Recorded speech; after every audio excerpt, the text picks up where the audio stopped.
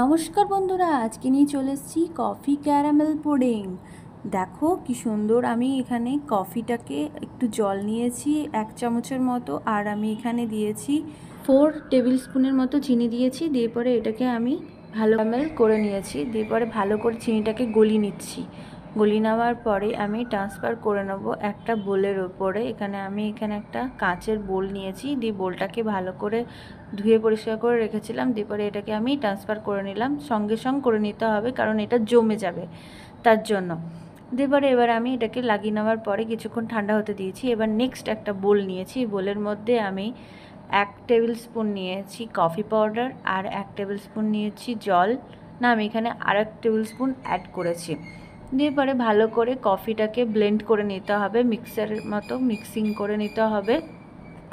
এখানে ফেনা ফেনা টাইপের হয়ে যাবে। তারপরে আমি এখানে গরম দুধ নিয়েছি 1/2 কাপের মতো, আর আমি এখানে দিয়েছি কাস্টার্ড পাউডার। দিয়ে পরে ভালো করে মিক্সিং করে নিচ্ছি। দিয়ে এবারে আমি একটা ডিম দিয়েছি, ওই যেখানে কফি মিক্সিংটা করেছিলাম তার মধ্যে একটা ডিম দিয়েছি। ডিমটাকে ভালো করে মেল্ট করে নিতে হবে। দিয়ে মেল্ট হয়ে যাওয়ার পরে এবার আমি অনেকক্ষণ ধরে ভালো করে মেল্ট করে নেওয়ার পরে আমি অনেকক্ষণ পরেই 1 কাপ দুধ নিয়েছি। এখানে দুধটা আমি হালকা গরম ছিল, 2 কাপের মতো দুধটাকে দিয়ে দিলাম। কাস্টার্ড পাউডারটা এর মধ্যে ঢেলে দিচ্ছি। দিয়ে পরে আমি নেক্সট ধাপে যাচ্ছি। এখানে আমি 1/2 কাপ এখানে আমি চিনি দিয়েছি, মানে 8 টেবিল স্পুন চিনি দিয়েছি। আমি চিনিটাকে মিক্সিতে গুঁড়িয়ে নিয়েছিলাম, তারপরে আমি এটাকে ইউজ করেছি। আমি এটাকে অল্প অল্প করে মিক্সিং করে নেব।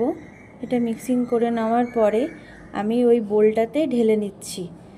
দিয়ে পরে এটাকে আমি একটা ফয়েল পেপার নিচ্ছি। দিয়ে পরে ভালো করে সাইডটা মানে একদম ঢাকা দিয়ে দিলাম, মানে কোনো দিক থেকে যাতে এয়ারটা না বেরোয়। এবার একটা কড়াইয়ের মধ্যে স্ট্যান্ড বসিয়ে নিয়েছি, তাতে গরম জল করতে দিয়েছি। দিয়ে পরে ওটাকে বসিয়ে নেব। এবারে আমি কিছুক্ষণ পরে আমি ওটা একটুখানি দেখব টেস্ট করে যে ঠিকঠাক হয়েছে কিনা, ছুরি দিয়ে ঢুকিয়ে দেখব হয়েছে কিনা। আমার রেডি হয়ে গেছে। কেমন লাগলো ভিডিওটা জানাতে ভুলো না। Thank you so much. তোমরা ভালো থেকো, সুস্থ থেকো।